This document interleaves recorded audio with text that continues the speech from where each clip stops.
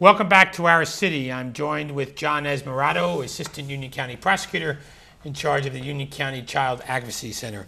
And John, one of the things we talked about, it's been there, what, 9 years now, 10 years? Since 1995. Oh, so it's there. We're in 14th year already. 14th year, right. And how the funds are raised not only from Run for Children, but the county supports this as well in Absolutely. a much larger way. Certainly. The county provides the salary for all the staff members, and the county also provides money for land acquisition for the purchase of the original property as well. In addition, under Prosecutor Romanko, a nonprofit corporation was set up. President is Vic Richel, has been a philanthropist for years, retired banker, and through him about $88,000 has been raised. Prosecutors by law can't raise money, so the nonprofit corporation has to raise the money to... A little tough, the prosecutor knocks on your door and says, give me money. That's probably not a really good policy, right? We want to keep everyone's hands clean. Exactly. So. But there is efforts to expand the Child Advocacy Center, and you and I have shared a lot of conversations, and I know you have some drawings. Maybe we can talk about that. So what we have right here is some architect's drawings from the Musial Group. Many professionals have donated services, and what we want to see is in 2004, DYFS went to a new reporting system. So we saw our number of sexual abuse cases double from 2004 to 2005. We also, in that period from 1995 to 2006, had a 1/3 increase in staff to keep up the number of cases. Right now, we've grown out of our home. The home was designed for 10. We have 16 full-time staff members. So with this home here is a tripling of the amount of square footage. We'll have 3 floors. This will be a co-located model, meaning that DYFS would be on the 3rd floor, prosecutors would be on the 2nd floor, and families would be able to come in. In addition, we would have a sexual assault nurse examiner, 2 part-time therapists, and our social workers. So instead of families going to various locations, they would come to one location once they report the child sexual abuse allegation. This structure right now, our only impediment, as you well know, is finding land in the city of Elizabeth that could match what we need in the footprint of the building and also the costs. The county stepped forward earlier this year and came up with $2 million towards the purchase of land and also for construction costs. Our staff has also written a $500,000 grant to the Department of Children and Families that was granted. So we have $2.5 million and another $88,000 that the 501c3, the nonprofit, raised. So we're about 60% there towards our $5 million goal. As we continue to raise money, we'll look to purchase property and then start construction of the center. Unfortunately, about 40% of our cases come from the city of Elizabeth, so we want to make sure we stay grounded inside the city of Elizabeth. We also want to be close to the court system as well. Yeah, we've been talking about this and sharing some ideas on land.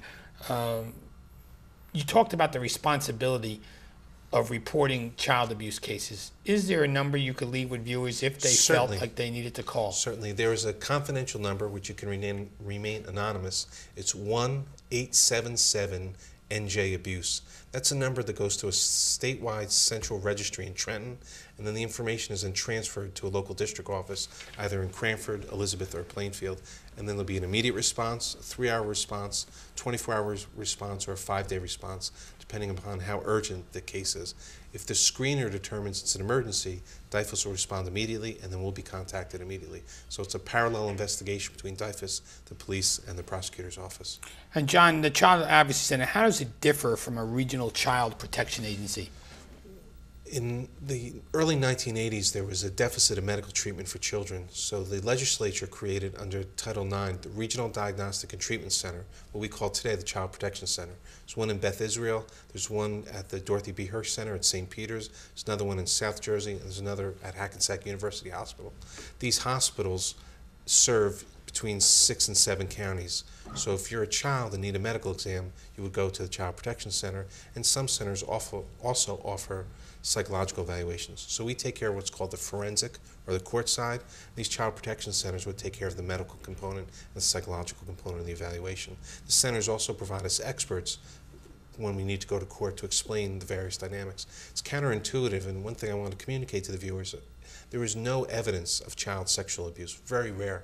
Just like you never get a scar from a canker sore inside your mouth, there's no evidence from vaginal or anal trauma because the body heals so quickly in the soft mucosal membranes. Many people think, many jurors think, well, where's the medical evidence? Children delay reporting, children heal very quickly, so there's no medical evidence. We do send children for these specialized exams to help them feel better about themselves. Is that a problem in the prosecution? I wouldn't call it a problem, but we like to educate jurors. We like to think of prosecutors or teachers, and that's a common misconception that many grand jurors and many pettit jurors have. If a child was abused, well, where's the physical evidence? In the days of CSI on TV, everybody's looking for all of this, jurors, they all watch TV, so you figure they're looking for this. Well, we're very sad to see Gus Grissom retire recently. We call that the CSI effect. And the CSI effect is, in our cases, child sexual abuse, there's DNA in less than 5% of the cases. It's a very simple answer. Children delay in reporting. So if there's a year delay in the report, the DNA is dissipated through bathing, through showering. If there's an immediate report, it's more likely that we'll recover DNA. So if there's a report of sexual abuse within 5 days, we'll attempt to seek DNA. If it's greater than 5 days, there's no DNA that we can recover.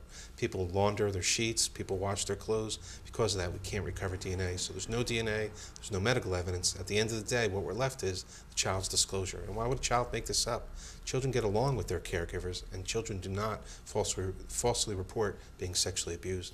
And John, if people wanted to participate in the Run for Children, what would they do? They would need to call the City of Elizabeth. You have a wonderful staff at the Department of Health. They can call Wakila at the Department of Health, which her number, I believe, is 820-4040, or they can call the Department of Cultural and Heritage Affairs to volunteer. We'd love to see the city come out. The city is a great supporter.